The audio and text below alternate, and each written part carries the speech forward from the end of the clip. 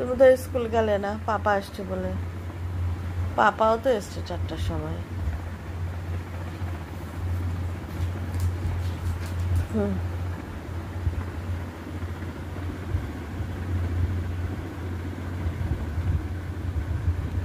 তাতেই খাও। সকাল সকাল বিস্কুট নিয়ে বসছে।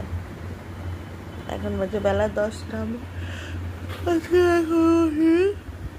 কারণ শঙ্খ এসছে 3:30টার সময়, তারপর এসে ভাত টাত খেয়েছে, এসে ঘুমাতে গেছে। আর মেয়েকে ডেকেছে, মেয়ে উঠে গেছে, ব্যাস। কেউ ঘুমায়নি, বাবা মেয়ে কেউ না। আর আমারও ঘুমের 12টা বেজে গেছে। ঘুমাতে ঘুমাতে 5টা 5:30, ব্যাস স্কুল ছুটি।